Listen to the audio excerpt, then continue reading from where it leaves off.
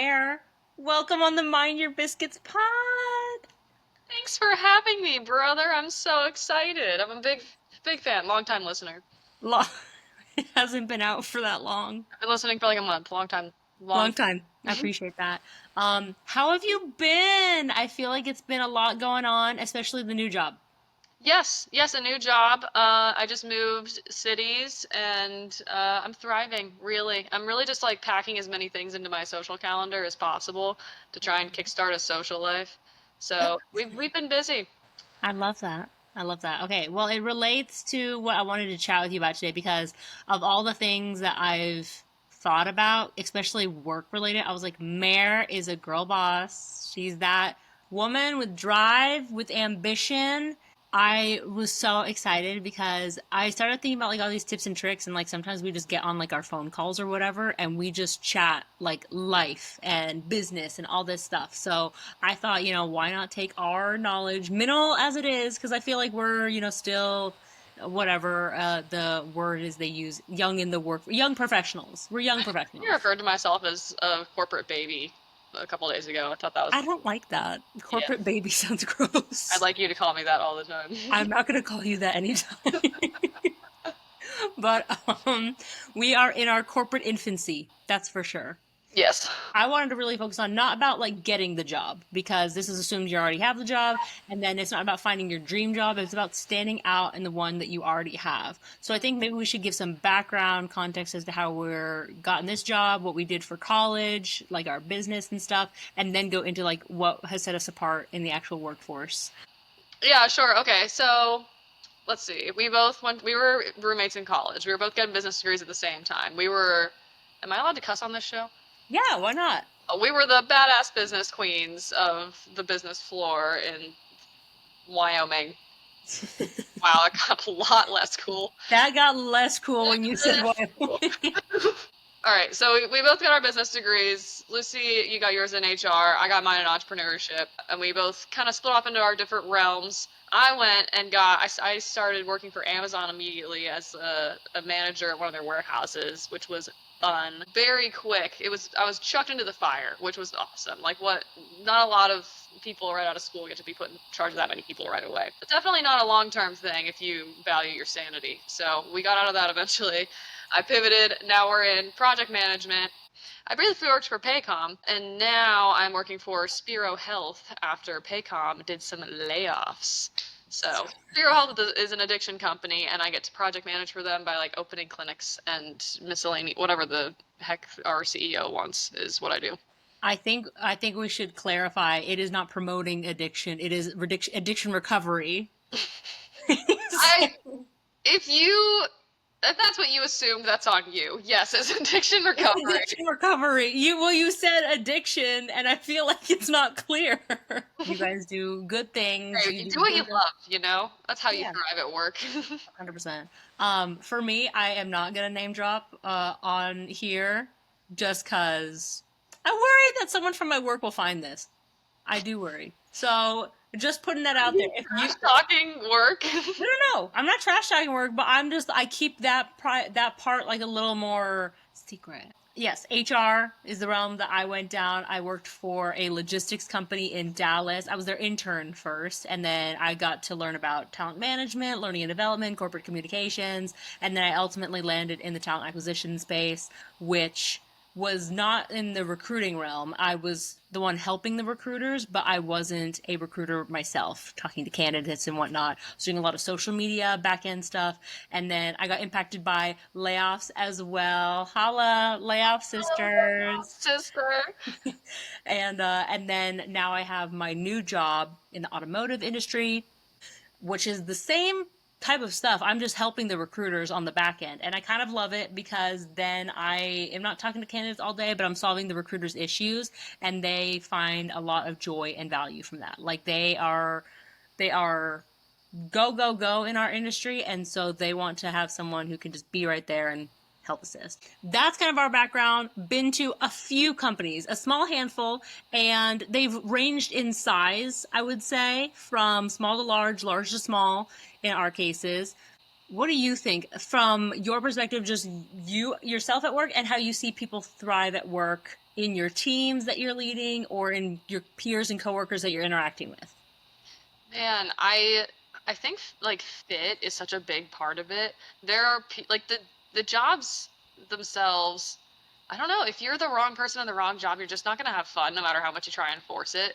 And I think a lot of people will try and stick it out in a job that they are just not right for, does not fit what they want to be doing or what their skill set is, and they feel miserable. I saw a lot of that at Amazon, and that totally sucked. But then they feel stuck and they don't want to leave, especially in this job market. It is so hard to find a different job. And I mean, we've all heard the nightmare stories. I see it all the time on LinkedIn. People just having the absolute worst time trying to find jobs, thousands of applicants, ghosting, etc. Lucy, it's all your fault being in talent and acquisition. Oh, I'm helping the people. I'm trying to help the people. You do great.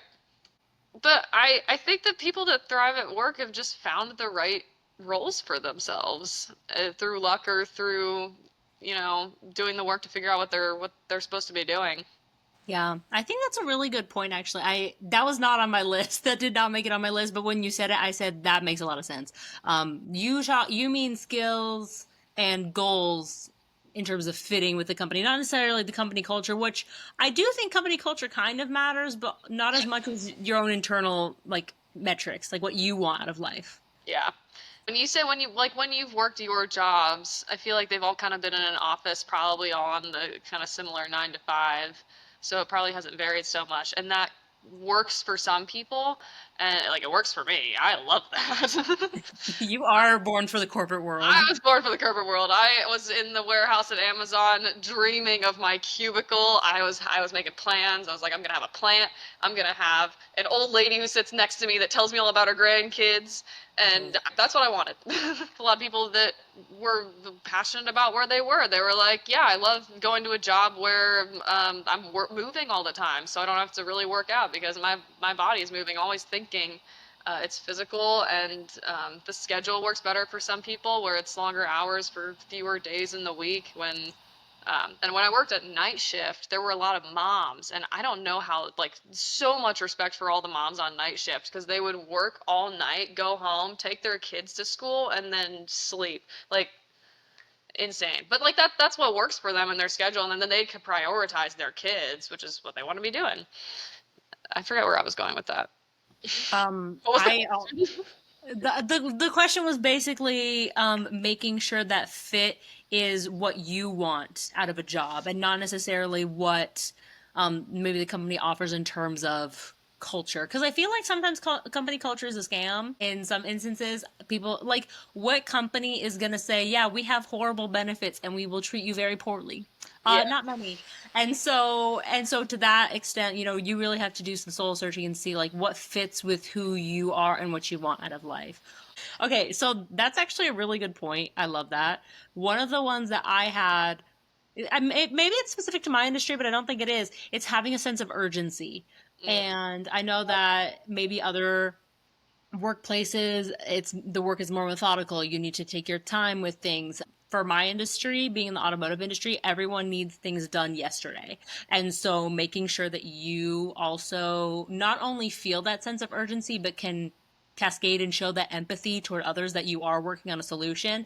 I think if people just at least know that you care, then it solves half the battle that you're working with. When people don't feel heard and they're like, I feel this impending sense of doom because we need this task done and you don't feel that way, it feels like you're stonewalling them even if you're not. If you're like, oh, it's out of my hands, I can't do anything, that helps no one. So having a sense of urgency I think is really important, and it just helps everyone along. I have never seen really when a sense of urgency has hurt people. I guess if you move too quickly, that's the flip side of the coin and being perceived as impatient. I think in the grand scheme of things, I would rather ask for forgiveness and ask for permission and go for things. No, 100%. And urgency is definitely a huge piece of company culture that I feel like doesn't get addressed that much, or it's not something that people talk about or like have in their, list of 5 company values or whatever. But it does vary a lot company by company. And a mismatch there with people on the team can be the most frustrating thing for all parties involved. Yeah, and I think when you mention teams, like coworkers, also telling your coworkers how you operate is really good to just do that. Like self-select and say, "Hey, this is kind of how I work." So maybe you like already say it's not going to be a miscommunication in the future. I just want you to know that this is how I operate, and then they can tell you how they operate, and maybe you find a healthy balance in the middle, or maybe you both are the same type of person, and it really helps the team thrive. So like I have one coworker who's a bit more like thoughtful. I will say she's way more thoughtful than me, and it's great because sometimes she'll pump the brakes on my fast track, and she'll say, "What if we need to think about this?" And I'm like, "Oh, I did not even that didn't even pop in my mind." And so it's really helpful when I have her to bounce ideas off of. So I will say, at least knowing yourself, you can see where that fits in within your overall team. Yeah. That's so like you just have to like really know yourself and want to have that kind of relationship with your coworkers, I think, where you just kind of respect the way that they work and you want them to respect the way that you work. And a funny example of that that I just experienced is just that I literally achieved my dreams at 25 people. I have a cubicle with a plant and a lady that sits behind me who tells me about her grandkids. So all these things that I already like, I literally had what's it called? When you speak it into existence. Oh, oh my God, manifesting, I manifested, brother. I manifested. Anyway, manifesting. so my lovely coworker who sits behind me, sweetest woman in the world, loves to talk. Bless her. And if she listens to this, I don't even feel bad if she hears it. She knows she talks, and she told me like, "Hey, just tell me to shut up if it's time." And but we got a system, and I'm like, "Hey, sometimes I want to hear it, and sometimes I need to focus." So, and she knows if my headphones go on, like that means don't talk to me. That's so funny. And it's, but that could have been so frustrating if I just like didn't say anything or she didn't say anything, but she communicated, this is the way I work, let's figure out a system. And we did, and I love her. And I easily, but a lot of people don't do that. A lot of people get really frustrated with their talkative coworkers because they don't talk about it. Yeah. Just having because sometimes people think it's weird to be like, "Why are you telling me all this about yourself?" And I'm like, "I want to tell you now so that way we're not arguing about it later. Just Yeah. let's have an awkward little 5 minute chat, and then it'll save us so much more conflict in the future." And I just Um, think that that's polite and yeah. it's just being respectful of the people around you. And there is a balance, I would say, between knowing who you are and your work style and knowing where you need to improve. I was listening to a podcast, of course, I'm always listening to a podcast, and it basically said your personality is not how you would self describe, your personality is how the world perceives you. And I think I mentioned that to you when we were chatting on the phone. And that's really it. If you are like, "Wait, I'm a great coworker, I'm a great individual contributor, I'm a great manager, I'm a great whatever," maybe you should ask your peers, "What can I do to be a better blank? What can I do to be a better manager, a coworker, a peer?" And get very specific with that, because oftentimes you're like, "I'm at my wit's end. I know what I need. I don't know what more I can do." There is probably more you can do. Yeah, and that is so easy to say, but so hard to do in practice and such an uncomfortable conversation. And I hear that all the time. So I know people say it all the time, and then actually going and having a conversation like that is really tough. And I just had to do it because as a project manager, I'm managing people that are above me that have these senior level titles because I'm asking them to get these things done, to move this project along, to keep it on track with what we're trying to do, which means I don't know, I'm trying to find the balance of, hey, did you do this? Like in meetings, when in a respectful but still like I need this kind of way. And I had a call with a couple people, and I felt so uncomfortable about the way that I did it because this guy just he didn't have anything done. And I get all my business advice from my dad. He's fantastic. I asked my dad, I mentioned it to my dad, and he said to literally just go and tell him exactly what you told me. I felt weird about it. How can I approach this differently so that we can work together? And I was like, yeah, duh, feedback. I'll just go ask. And then I was peeing my pants all morning. I was like sweating. That's a crazy thing to say. I like wrote down the way I was gonna say it, and then I like scratched it out because I didn't like that, and then I rewrote it, and I was, you know, sent him a message like, "Hey, can I have 15 minutes?" And he's like, "Yeah, sure." And it was just so hard. So you're right, and we should be asking for feedback about this stuff. And just want to acknowledge it's really freaking tough. And it turns out he like didn't even notice. He was like, "Oh yeah, I need to be annoyed about this stuff. So keep doing what you're doing," which was great. That felt good. I don't know. I think a lot of people will feel weird about stuff and then not go address it, and you have to Uh-huh. address it. I think we could even have our own another podcast on like conflict management because that's huge in the workplace. That's huge in the workplace. But kind of one thing you mentioned is like also understanding like how he operated as well. He needs to be reminded by those things, which sometimes can be annoying, but also sometimes that's the workplace. And you roll with the punches because people they are in the position that they're in. Maybe you're like, how did they get that far up in the company, or like why did they do things this way when it could be more efficient this way? Sometimes people just don't know. Yeah. But that's just my role as the project manager. I'm professionally annoying. I just have to be at people's butts about this stuff to get it done. Yeah, that's fair. That's fair. Okay. Any other tips and tricks or qualities of people to thrive at work? I mean, obviously, you and my first thing was fit, and you can't very easily change that if you know that you're in a bad spot. So, another thought that I had was creating your own workspace and controlling what you can control. So, I don't know. You hate your cubicle, you wish you were moving more during the day. So go on a walk when you take calls, and because, then at least you're moving. I have a routine where I come in and I have a coffee. I come in early enough to have a coffee and sit down and get settled.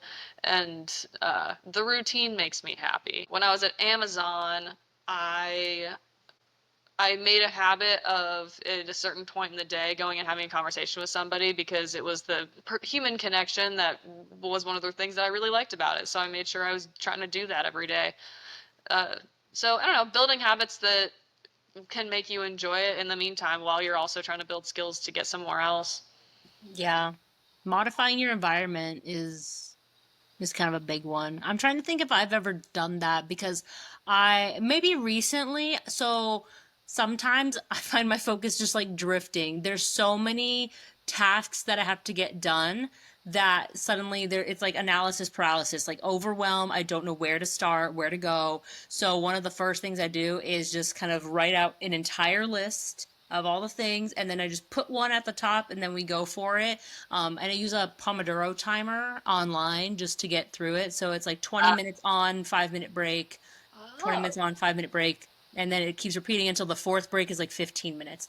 I've modified it a little because I find 5 minutes is too long. So I do like a 15 minute, 20-minute work, 2 minute break. And then in that 2 minute break, I'm doing like stretches. I'm standing up. I'm doing like wrist stretches so I don't get carpal tunnel because I'm at a desk all day. And so the Pomodoro method has really helped me at least chunk out some time when I say, I need to get up, I need to move, because that is one thing that I've been wanting more. I will say a nice aspect about my job is that our building is right around a lake. And so we can go walking around the lake and it's super nice. And so sometimes I'll ask a coworker, hey, want to go like for a 15-minute walk? And that way I get that human connection and I get some steps in. So it's really nice that way. But I love that controlling what you can control in your environment. It's really cool. yeah. And, doing something about it if it's something you can do something about and then letting it go. If it's not anything people will just make themselves miserable if they continually complain and do nothing about my crappy boss or this terrible Mhm. coworker, and then you like don't have a conversation with them. Rumination without action is just a recipe for disaster. Yeah. And I get complaining. Like I love complaining. I will do it. But then, shut up sometimes or do something about it. Yeah, 100%.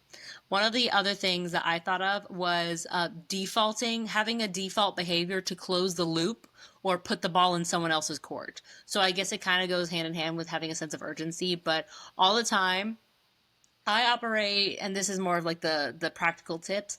I operate and try and do inbox zero. So I'm always trying to get my inbox to zero, and I don't have like these massive like folders. I see some people with like 70 folders and subfolders. You're the worst. I can't. That's It's not horrendous. 70, but I do folder everything. I hate that. I have four folders. I have done. That means it's done. I have follow up.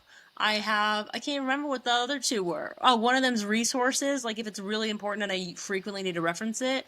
And then expenses. Those are my four folders. And But then have a bunch of stuff in follow up. Is your inbox really zero? well, most things don't go in follow up. So what happens is oftentimes it'll only stay within my inbox, and then maybe I'll flag something if it's super important that I need to get to that day. But I'm trying to keep my inbox clutter free. So oftentimes there'll be an email that's in there for a couple weeks because I can't close out a task. I'm waiting for someone to get back to me, and then weeks later, I finally am like, hey, I finished this thing, have a good day. And someone's like, I forgot I told you that problem existed. So it's been so long, but I kept it on my radar because I was like, I'm going to be the one to follow through. And I think just being the one that says, yeah, I'm going to get it done. And also, when I say putting the ball back in someone else's court, don't be that person that lets tasks and things just sit on your plate all the time. Mm, You're really annoying when you do that, and it's not helpful. Okay, project manager one that kind of relates to you. I feel like being solution oriented. So solving problems, but also spotting problems on the horizon before they're actually like big ones. That's probably like your day all day.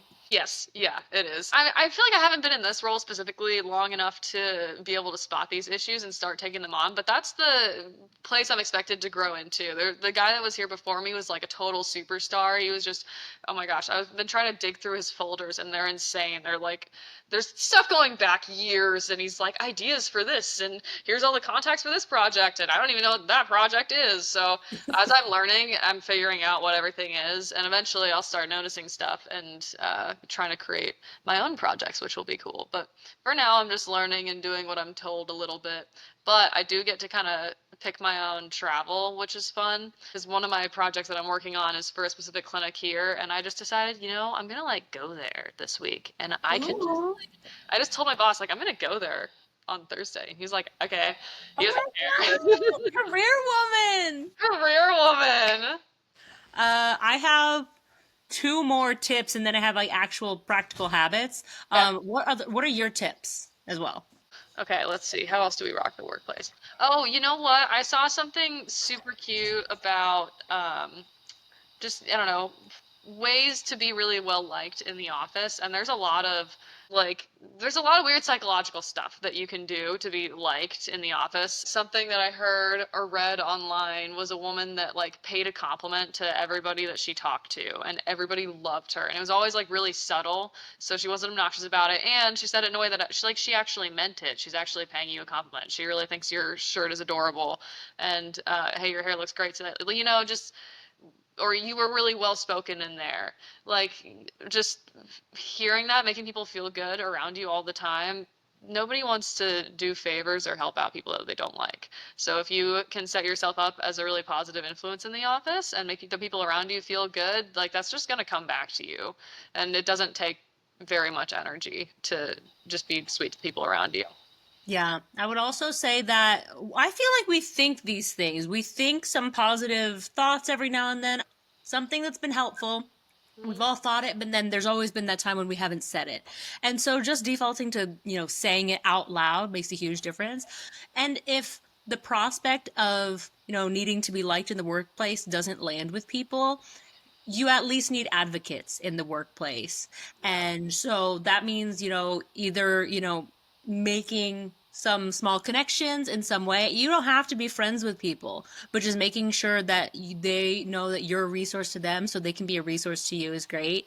If you're more shy, find the extrovert in the office and they'll take you under their wing. That's how extroverts work, That baby. is what extroverts do. That's how I made friends in college because you got us on the business floor, and I was like, okay, I'm just gonna go with the flow. And then those friends of Do you yours not became an my extroverted person? You 100% are. I am, but sometimes I'm shy. Sometimes I'm shy. hmm Rarely, but I am sometimes. And I'm not in any way advocating for like playing the office games, which I don't even really know how to do. Like I don't know how to be manipulative and, and I'm not saying to do that either, but human beings want to be around people that make them feel good. So make people feel good. Like that's not playing games, it's just being nice because people like it when you're nice to them. It's being a good person. It's kind of being Like, a good person. just me. And if you don't, if you're like, I don't want people to get close to me, I want to have a really good work life balance. Okay, you can have that. I tell people frequently, like, do not contact me after 5. Like, you can try, nice try. You don't have my personal cell. Very few people at work have my personal cell. That's not true. I've been giving it out much more these days. But most people don't have my work cell. So I'm like, yes, I'm free. You can totally contact me if it's an emergency, but you better know my personal number. I'm not checking my work, like my work cell after work. So Yeah. people know that about me. So you can still be nice at work and still maintain that boundary pretty well. Work-life balance is so important. Yeah, 100%.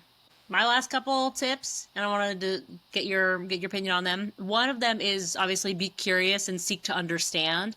When I mentioned that, it essentially means, when someone gives you an answer or you're working on a process and you're like, why is it the way that it is? Don't be aggressive about it. Be actually very intentional with your words and look into the process for what it is. I've seen so many people when, I criticize maybe something that they do, or I look at how a business process is run, and it just makes absolutely no sense. First, just have to ask, why is it the way that it is? When was it implemented? Who implemented it? And what was the value that it brought? So some things that seem super outdated and actually not helpful to the organization are legal requirements. Like, we cannot take it out of the process no matter how much we would want to, because it as like a huge detriment to us as a company. So there's certain things that can't be, but then also respectfully, if you ask and you probe enough, it does maybe put that other person in a place where they say, why is it like that? I haven't really thought about that, or we haven't looked at it in a while. And so making sure that you are curious to know, and also not just know the portion that helps you. When you make a decision that impacts your team, it sets off like a grenade to 7 other teams, at least in a company my size. And so you need to make sure that what you're doing is not at a detriment to some other team, because you need to work cross functionally. Yeah, that is definitely true in big companies. And with small companies, I find that a lot of times you can change stuff if it doesn't make sense. Amazon, it was a whole thing, and you can make changes within your own little warehouse, but to make an actual huge change, you can't. So, but they did encourage asking questions like that and trying to improve the process, and that's how I did it. Ended up uh, starting a bunch of my own projects because I was like, why are we doing it this way? This doesn't make sense. Let's change it a little bit. And I used that to get my project management job because I was like, here's all the projects I did. And another thing I just thought of is my train of thought has left the station without me. What a thing to say. I was so good too. What was it? Oh, I've been working on the way that I show up in the office. Uh, Yeah. Especially as a young professional, I definitely find that I don't have I don't know, confidence to really know what I'm talking about. But I also notice I can like hear it in my voice when I'm leading meetings. I say things really timidly, and I like things that I do know I'm not saying very confidently. So people can hear that. People can read that. What 70% of all communication is nonverbal. Like they hear it in your tone, they see it in your posture, but you can control that. Like conduct yourself confidently. If you're wrong, oh well, own it. If you don't know something, ask the question. But, figure out where to find the confidence and just show up in a way that looks like you're confident. Because if you look like you're not confident, they're not going to think you're capable of doing the role. Yeah, you could be confident and accountable. You can say something with, like 100% certainty, and then someone says, "Oh, what about this?" And you said, "Man, I didn't really consider that. Thank you for bringing that for my to my attention." And people appreciate the humbleness and willingness to like pivot quickly. I think that's a really good point because you know what's funny though is I we have opposite experiences in the workforce where you're like, I don't I know, feel like that's not a problem you have. That that is a is problem not I am working on. problem I have at all. I'm too informal. I talked to our one of our chief officers and I was like, "Have you ever thought about going by D squared?" And it was dumb. And I said it and I was like, "Whatever, it happened." Yeah. Um I send memes to people all the time. So it's not a problem for me. And I think it's probably largely because a lot of my work relates to social media, and I know that I'm the generation that grew up when Facebook, Instagram, LinkedIn, all these platforms were popping off. So I know what I'm talking about. And Yeah. so maybe that's where it comes from. If I were in a different field, let's say accounting, I would not know what I was talking about. So maybe I would have the discomfort that you're talking about. At my current moment, I don't. And so that is probably going to serve me well though later when I do need to have some confidence boost. I can just look back at the other times when I was confident and just say, "Okay, mimic that," and then ask for help along the way. Yeah. Some people struggle a little bit more than others. I think it's fine though. I bet more people will resonate with what you're saying than with what I'm saying because No, us can just roll through into the workforce, head held high. A lot of us are corporate infants. Or they are corporate infants.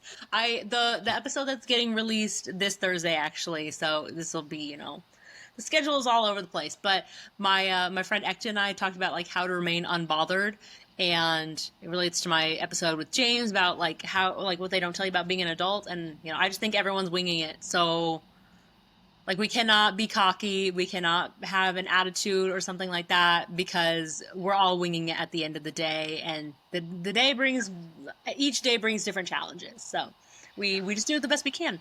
So last thing of my tips that I had was to tailor your actions to that which will have business or network impact. So I think a lot of times people are talking about, what is the business impact? How much does it cost? How much will it save? How will it speed up our process? They want metrics tied to it. And I think that's super important, especially I was listening to a TED talk about, what they don't tell women about advancing in the workforce, specifically getting to the C-suite. And it is like you need to know your financials. You need to know how to read financial data and talk like very smartly and strategically about financial data. And that's not told to a lot of women, but a lot of men get told it, and they're like, that's a obvious one. But I think a lot of times it's not told to us. So I wanted to put that out there. And then also network impact. I don't think that's talked about as much because you could do maybe like this really tedious task and you're like, well, I don't really see the business output. Well, the other output is network in that someone is going to become an advocate because of the work that you're doing. So if I have to spend maybe 5 minutes doing a manual report to help one of my recruiters out, I know that next time they're going to really like advocate for me if I need help with something. Or if I say, "Hey, I really need to hop on the phone with you. Can you hop on for a quick moment?" And they'll usually be like, "Okay, I have another call, but I'll squeeze you in like real quick in between ours." So I want to emphasize that doing the little things does matter, and it can really help someone's day or even workflow. This was so cute, and this is part of my practical tips. But I taught a recruiter recently how to save a bookmark, and I thought everyone knew how to save a bookmark, and they did not know, and they were like, "This is game changing." And listen, they are an amazing recruiter. They frequently meet their metrics. They frequently exceed their metrics, and but they don't know like some of these like little tips and tricks because they did recruiting the old fashioned way or whatever, and that's fine. But now that I'm teaching them about like little things like this that are little to me, it's huge to them. Now the world opens up even more, which is adorable. And so I spend that little time talking about tech things, and maybe it's at times like, okay, no, this is how you save it, not that way, this way. Um, but it really makes an impact, and that can also be a source of pride for you to be like the person that people want to go to because they know you'll be patient and help them. Totally. There's this guy at my company that is like I can tell he's going to be a CEO. Like he just and I love watching him and like the mannerisms and the things that he does because he really does he understands that people are the business and he's one of the few C-suite people that like will come around to our desks and just chat. And he's like this big southern dude, likes football, he's got these kids, he loves talking Got about these kids. kids. He's like just the nicest, most genuine guy, and like that's the kind of person I want to work for. I would throw myself in front of a bus for them, you know? Really solid. That is the kind of leader we need to be, and all he's doing is coming over and like chatting and just making sure that he knows that we're on his radar. And that's the network. It's just talking to people. People are business, and he makes it so easy. He's a funny guy. You're like Michael Scott. I want people to fear how much they love me. Like that's you. That's that guy. That's I that don't do all that chit chat. I don't know nobody at work yet. guy. But you will. You I will. will. I will. I would love to be that kind of person that's just like, hey, how's the kids? How's the husband? How's it going? Like with a, just. I'd love to be that person. Finger guns everywhere. You're such a dork. I will one day. I need to learn how to do my job first, and then I'll make friends. Listen, that's the first part when you feel like it's drinking out of a fire hose every day that you get to work because that's how starting a new job is, especially a new role, new industry, whatever. Then you really have to like steady yourself and before you can like go beyond and invest in your growth. Totally. We'll Yeah, get there, one step at a time. one step at a time. Okay, I want to talk about practical, actionable steps that people can do. We've interwoven that in our conversation today, anyways, but a lot of them are characteristics or qualities of a person that they can choose to work on. I have some habits that I do in my day to day that actually help me a lot. So, Let's hear it. I'll start with my emails. Obviously, I mentioned inbox zero. We handle the folders differently, but I want minimal folders. And it can just depend on your position as well. Maybe you need to be able to reference something quickly. I just do like a bunch of keyword searches. So if Yeah, I I sort know, things into like different project folders. So yeah. So that makes sense. For me, I have so many different things that the best I can try and do is make sure when I send an email out or when I reply to someone is that I include maybe a keyword that I would know to reference in the future. That's helped me more times than not. And also you can add templates onto Outlook. And so I've done that multiple times and I have like a list of like 17 different templates. So if I need to reply to someone quick and it's usually the same things I need, but I need to explain a bit more, it's a template. And I templatize everything, dude. But I do sign my emails. templatize the verb. Mhm. I templatize everything, but I do end my emails with a have a lovely day. Like thanks and have a lovely day. So I Oh, try that's and put a cute. personal touch Yeah. on it. Um, for calendar management specifically, I always put my lunch on and but I mark it as tentative. For me, I don't really care what time I have lunch. I usually take a later lunch. So if someone needs to do a meeting, then I'm like everything on my calendar is up to date. So if it's tentative, it is truly tentative. Some people they have like 15 tentative things on their calendar and like I'm booked. And I'm like, but you can't make any of those. So I think that keeping your calendar up to date just helps everyone involved, especially like if I have to interview schedule in your behalf or something like that. That's happened in the past. And then I also do a tentative 30-minute block at the end of the day from 4:30 to 5 on my calendar. People can still block that time, but it just reminds me to plan for the next day. So I look ahead and say, what meetings do I have coming up? Is there anything that I forgot about or need to prep for and make an agenda or at last minute items? 4:30 is a good time to catch it because some people are still in the office, some people aren't. But I usually can get a quick thing out the door if needed. Planning the next day is like hugely important, and it makes your next morning go so smoothly because there's your plan. 100%. When you are planning the end of your day, like what do you do? What do you specifically do? um, I have this. Do you use the little to-do list in your Outlook? I should. I do. I instead just do it as like a all day event on my calendar. Oh, I and just add to it?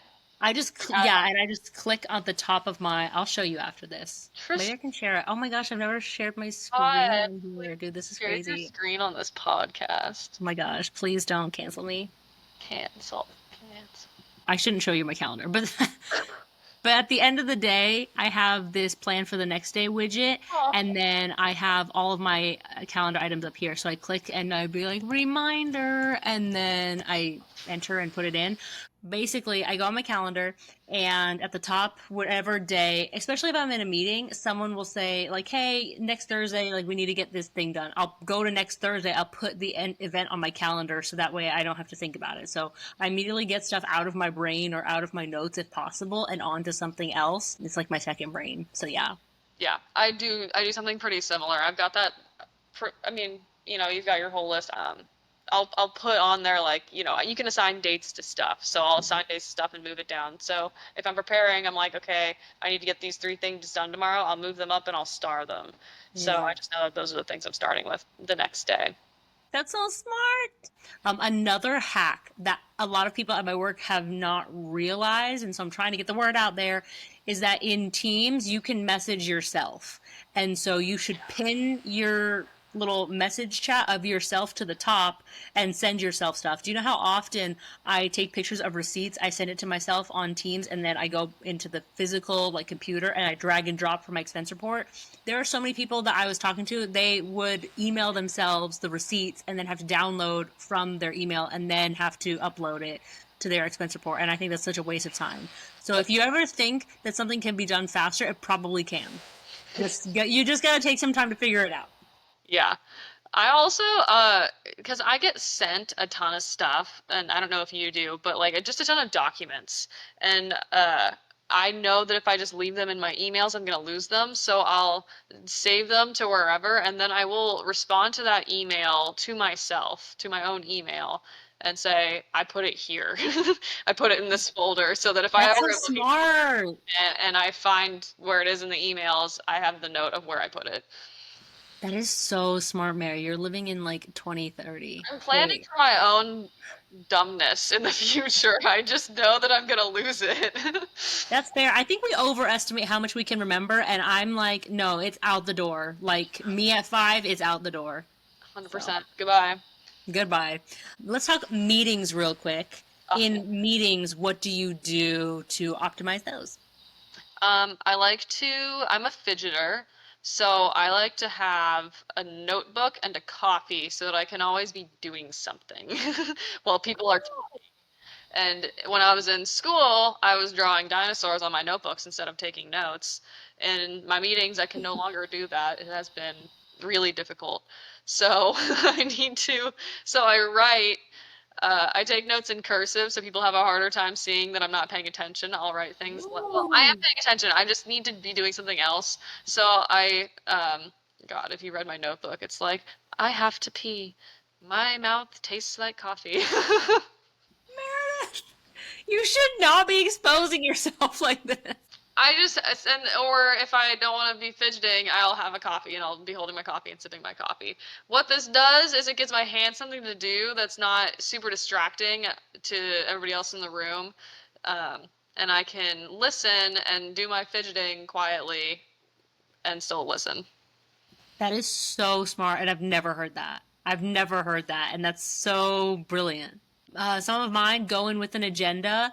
Oftentimes, I'll reply all to someone's email if they're like, "Hey, like, when can we chat about this?" Because I know we're all gonna forget what the meeting was about. So I just reply all so that the entire email chain is in it, so that people can reference. Do people reference? No, I reference, and I'll be like, "It was in the email chain," and they're like, "What? It's in the meeting description. What? Okay, go check it out."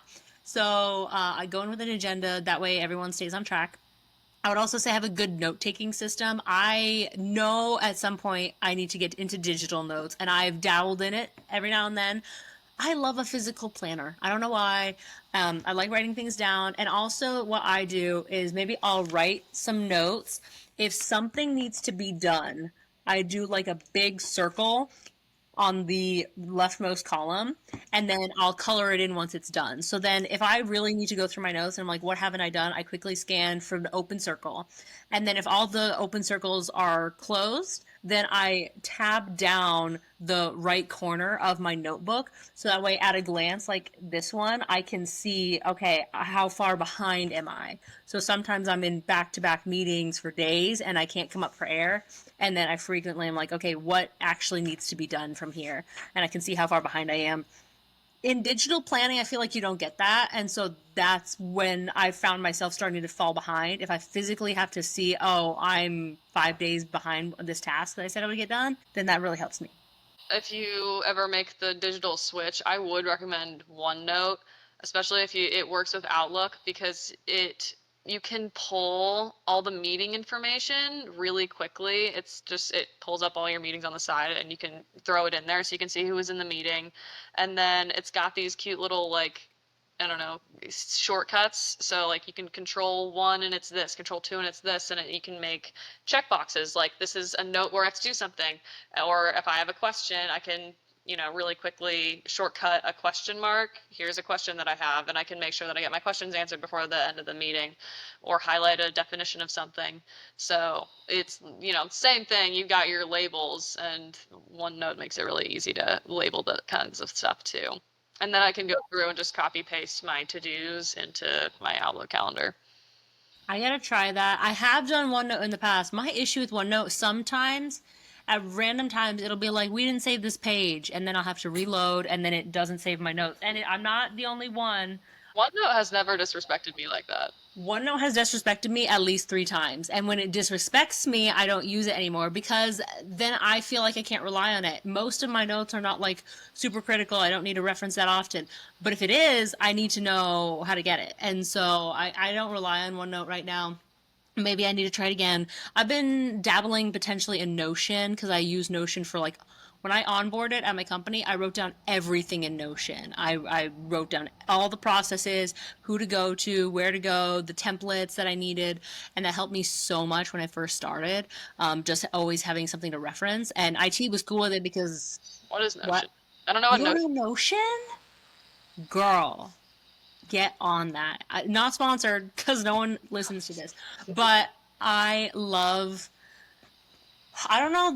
The best way to explain it is just it can be like a second brain and it shows you things in multiple views. So let's say you like write a list out and then you're like, wait, but I need to like actually show a timeline. It can do a Gantt chart, it can do a calendar view, it can do a gallery wall. That's the one I use most frequently.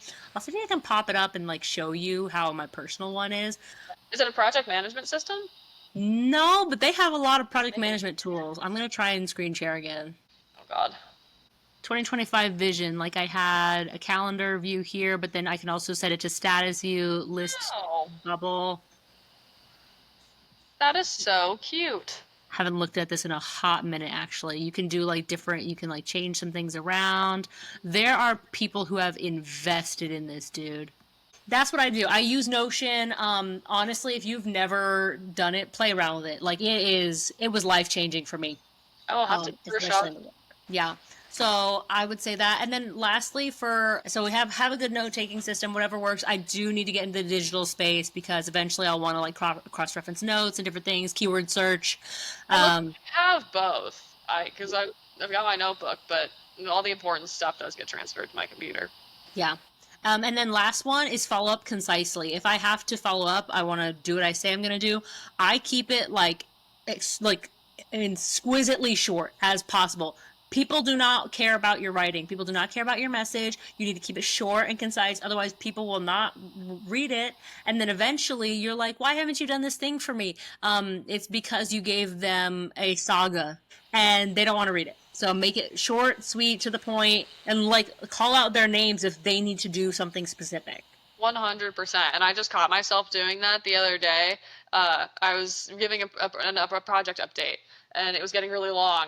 So I was like, you know what? I'm going to bullet point it up front and I'll leave the rest of it. But I said, I literally wrote, my message got long. Here are the highlights. Boom, boom, boom, boom. And then I had the rest of it where I had like, this person, can you do this? This person, like, if you want more information, it was still there, but I didn't make everybody read it to go find out what they needed to know from my message. Yeah, I love that. And also, I think that this whole tangent just speaks to be tech savvy, like optimize your process flow and like learn keyboard shortcuts, learn different tools you can use. Another girl in marketing told me about Scribe. So if you need to like show a process that you do, it like screenshots whatever you click on. And so Scribe has been another great one that I like in addition to Notion. But just always be okay testing things. I feel like change is always inevitable, so why don't you be on the forefront of it? And whenever my computer needs to do an update, I like close out all the stuff and I'm like, do an update. I don't want you crashing during a big meeting or something like that. So it's either hard now or it's hard later. So be on the forefront of technology and just embrace it in some capacity, because eventually someone else will and they'll do it better than you. And don't be afraid of it, because it can actually really help your workflow. Yeah, it's funny. You know how you can bump people's phones together to exchange contacts? Yeah. I show people that all the time. Like, just especially since I'm new to the city and I've been meeting so many people, I'm just like, and the shock and surprise. So it's not even that we're young and we know everything. It's just that if you use it, I don't know, brownie points, and that's not even a work example. It was just popped into my head. I knew about that, but I forgot about it. So it's like a good reminder. And also, these tech companies are on the forefront of technology. They have little weird random features like that, and you just gotta like play around and figure it out. You know what I mean? Totally. So awesome. Okay, Mayor, this has been so good. Such a nice discussion on how to thrive at work. I feel like I keep hearing really cool updates about what you're doing. Yeah, did you know I start grad school in like a month? Yes, yes. I want to talk about the future, like what it means to thrive in the workplace, because you got into your MBA program. Talk to me about that. Oh, I'd love to. Super exciting. I have just been thinking about going back for a while, and I just feel like there's no better time than now. And I found a really affordable program out of Oklahoma City University. It's literally 15,000 for the entire. Uh, like I'll get an MBA in 2 years or 1 year. The whole thing is $15,000. Amazing, affordable. So I'm gonna not go into debt and get an MBA, and it's just one class every 2 months, and I'm doing the leadership focus of it, but there's a bunch of different like focuses that they have. It doesn't really matter, like at the end of it you come out and you still have an MBA. It doesn't really matter what you focus in, but my focus is leadership, and I get to take all these cool, like, I don't know, it really gets into what can you practically do and make you a good leader. And what we were talking about with sharing the parts of, the way that you work with your coworkers, there's a whole class that's kind of dedicated to figuring out what kind of leader and what kind of person you are, so that you can take that and show up really well with your team and know yourself really well. So it's really cool. I'm super excited about it. I just wanted to learn more. Yeah, I don't think when we were chatting about it, it didn't come from a place of, I need to advance my career fast, so I need to get an MBA. It was genuinely, you said, I want to learn more. I have a hunger for knowledge in business. It'll serve me well in the future for when I do want to like heavily pursue maybe like a higher level role or executive leadership role. So it will definitely come in handy then, but you just love learning and I think that's so cute. Thanks, buddy. Yeah, no, it's definitely, if I were going back to try and advance my career, it probably wouldn't make sense for me to pick this program, because I'm not gonna like come out of this with all these business connections. Yeah. I think that's why you go spend the gobs of money at a real in-person MBA program, because then you come out and you have a job, and it's a good job at a good company, because you know these people. That's not what I'm doing. I'm doing it to have the paper and to learn more, because it's fun and I like these classes. It's neat. I like the concepts. I like learning. You're so cute and precious. I'm so happy for you. I think for me, I've decided that I like learning, but I like my own learning. I go and get into a topic very intensely. For example, skincare, and I learn a whole bunch and then I'm like, okay, how do I distill this down? What are the like main things I need? And then I'm like, okay, I'm done. I don't need to like learn more for like another year or 2 years and I don't get back into that cycle. So I think for me, higher education maybe makes sense at some point, but right now I'm so interested in so many different things it doesn't. But for you, I think it really does. And it's really cool and I'm so excited for you. But I need everyone to know that all of Lucy's hyperfixations, it's always really good advice. And I ignore her when she gets on something. Like with skincare, she was putting on sunscreen every single day, and it was COVID. We were not going outside, but you were like, it still comes in through the windows. And I was like, you're a nerd. You're brown. What are you worried about? You're protected already. But your skin looks great, and I started wearing sunscreen now every day. So she was right. So suck it. So suck it. That's I tell people all the time I was ahead of my time. I'm always ahead of my You're time. always out of your time. I just can't even doubt you anymore. You just know. I'm just behind. Yes. And you are fine with that knowledge. Sometimes I'm like, hey, get on this trend. And you're like, I will not, but in a year I will. I will be wrong and I will acknowledge it. But Merritt, thank you so much for being on the podcast. I super appreciated it. You're so thoughtful and delightful to be around, obviously. I'm sad that we haven't seen each other in person for a while, but we'll make it happen soon. Yeah, we I gotta don't make know it when something. it I'd love is. to come down and visit or get you and Bradley up here. I'm sure we can find some activities. I'm excited. Yes, I think we'd be down too. So we'll have to figure it out in between your MBA and like your social life, which will inevitably, pop off once you, I don't know, make friends. I think it's just you move to the new city and now it's about planting some roots. Yeah. So I really just want to figure out if this is the city I'm gonna be in for a while. Who knows? I'll figure it out. you got this, girl. So I appreciate you. Um, I don't know how to end the podcast yet, so I'm gonna stop it. You had some phrases before, but they were lame. We press on is not lame. It's not long enough. You need something longer. What do I say? Um, I don't know. This has been Lucy Bennett. Oh no, that's not your last name anymore. That's not my last This is this has been Lucy Vandervoort on the what podcast is this? Mind Your Biscuits on the Mind Your Biscuits podcast. We'd like to thank all you listeners out there. Don't forget to subscribe. Send me money, and we'll see you next week. You know. I couldn't have said it better myself.